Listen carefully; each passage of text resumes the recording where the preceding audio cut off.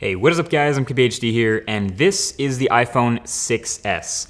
Now I know it might be a little bit hard to tell the difference between the 6 and the 6S at first glance, so this video is everything you need to know that is new and different about the iPhone 6S. First of all, the design. So on the outside, the design remains nearly the same, not identical, but obviously super familiar for iPhone 6 users. For those with Hawkeyes, you'll notice the iPhone 6 has all the FCC markings on the bottom and no S badge.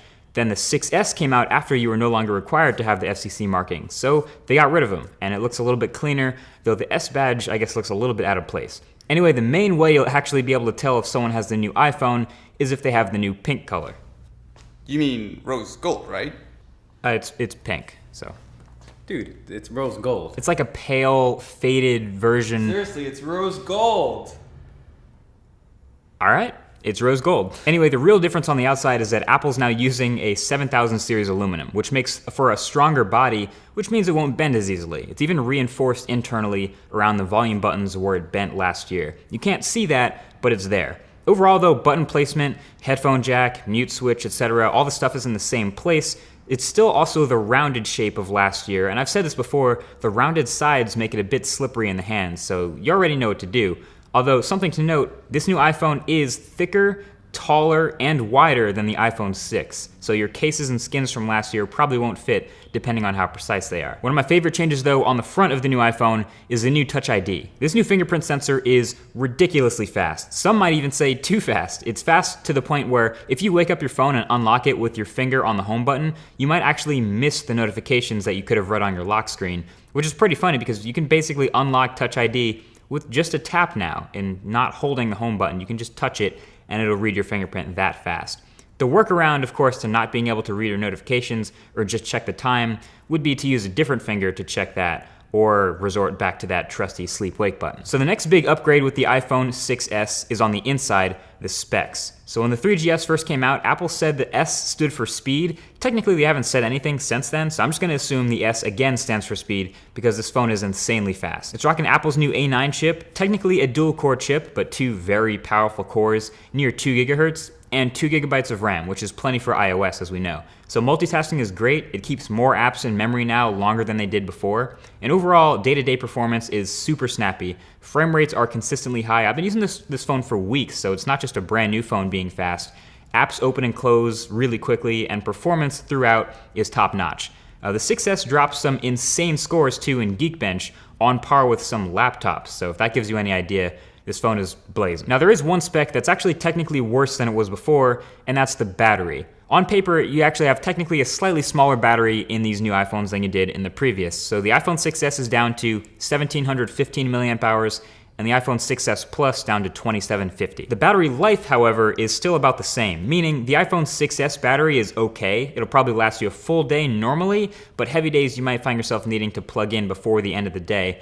But the iPhone 6S Plus battery is really good. That's one of the benefits of a bigger phone. The 6S Plus has one of the best battery lives in any smartphone. It has awesome standby time, meaning you can forget to charge it at night and not have any worries. And I've failed to kill it in a day, so I'm more than happy at the end of the day ending with 20 to 30% battery life, even after normal or heavy use. Now the next main thing that's changed in the iPhone 6S is the display. Now the panel itself is still the same. It'll still look the same, a 1334 by 750 IPS panel on the iPhone 6S and the 1080p LCD on the 6S Plus. But the display now has some extra hardware to make it pressure sensitive. Apple calls it 3D Touch, and it's basically the iPhone's biggest new feature. Now it's called 3D Touch, not Force Touch, because it has multiple layers of pressure sensitivity, and that's what allows for what Apple calls peak and pop. Nobody actually calls it that, but that's what Apple's naming it. So in an app that supports 3D Touch, if you see something you like, you can press into it with a bit of pressure to peek to see what it is. And if you like what you see, you can press even harder to pop into that thing to view it full screen. And that's the essence of peek and pop. It's not just a long press, so you can actually peek into something and then decide that's all you want to see, and then you can release it to minimize it back.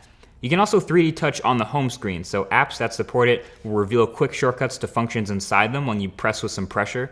And a couple of Apple apps support this to start, a few third-party ones are doing this too, and with a little practice you can kind of get to remembering where certain functions are in the shortcut. So you can actually get it to do what you want to do a little bit quicker. It works pretty well now, but we have to remember this is still pretty early for the new iPhones, and a lot of the apps that we use today aren't supported by 3D touch.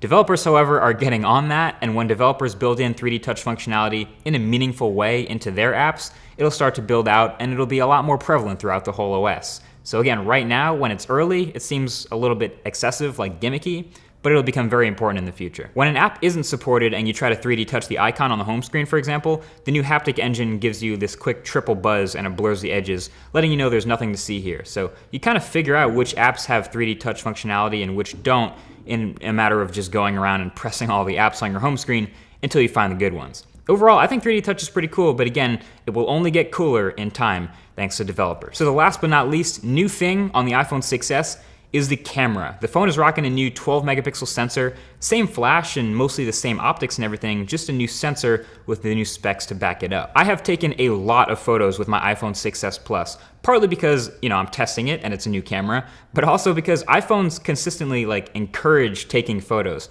The camera interface has been some of the best balances of control and ease of use in any smartphone in my opinion, so I love the app, and it's super fast and responsive and easy to take a great photo. So iPhone 6s Plus also benefits from having optical image stabilization, so low light photos are a little bit cleaner and video looks a lot smoother. So here are the photos, and honestly you're not going to notice a whole ton of difference in detail getting 12 megapixels versus 8, but most of the improvements you're going to notice I actually see in the colors and the image processing. Not a whole lot of sharpening going on, but there's still plenty of detail throughout the frames, and you'll probably notice colors are kind of warm throughout every scene. And that's actually pretty natural and a good representation of the actual subject, as opposed to sort of cooling off the colors, which might look a little better at first, but is less accurate. It handles exposure great, and dynamic range is pretty good since HDR is never really too aggressive since it's auto HDR. And same thing in low light. You start to see a little bit of noise, as you would expect, but overall nothing too crazy here. And again, this is pretty much all just walk up to the subject, point, and shoot. Now jumping from 8 megapixels to 12 now means the iPhone finally has enough pixels to shoot that 4K video I love so much. And the video from the sensor is beautiful as expected. Now if you're serious about shooting a lot of video on the iPhone, you pretty much have to go 6s Plus to get that optical image stabilization. But yeah, more of the same characteristics show up here. Detail without being overly sharp, and great exposure and dynamic range while not blowing things out, and accurate colors with warm tones all the way through. There's also a new feature in the camera this year called live photos, and I've tried really hard to give this a chance and see if it's not a gimmick, but it kinda is. Basically, live photos, which are enabled by default, captures 1.5 seconds before and 1.5 seconds after you press the shutter button for every picture. And you can even see the live indicator while you're capturing after you hit the shutter button. So you can sort of view that short GIF with sound by 3D touching the photo you just took and seeing the lead up to the shot and then what happened right after. It can be cool every once in a while, like being able to see something blowing in the wind or capturing the lead up to a photo or what happened right after you click the shutter. I don't know, my live photos would probably be a little more interesting if I was taking pictures of more dynamic things like people, but instead most of mine are just picking the camera up and then putting the camera back down, usually back into my pocket. So there's an update coming to prevent this from happening by having the iPhone read the accelerometer and gyroscope to know when you stop holding your phone up.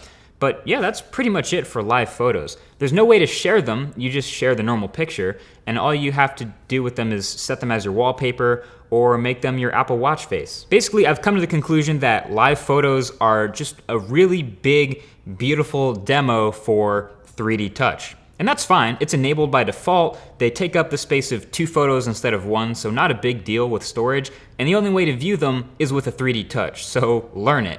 3D touch is going to be important really soon. But that's it. That's everything that's new with the new iPhone 6s.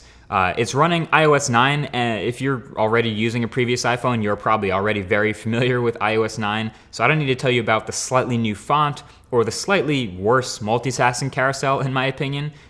You're already familiar with the experience. If you're not coming from an iPhone, you might be interested in the 6s for its blazing fast performance and ease of use and awesome camera. My biggest problem with it is 16 gigabytes? Really? With 4K video and live photos and everything like that? Honestly, it's 2015. We're pretty much done with that. 16 gig phones need to die. And it's not just Apple, everyone stop it. Anyway, that's been it. I guess let the hype train begin for the iPhone 7. Thank you for watching this review video. If you enjoyed it, feel free to hit that like button down below. And if you have any comments or questions, I'll be hanging out in the comment section below and we can chat there as well. Thanks for watching, and I'll talk to you guys in the next one. Peace.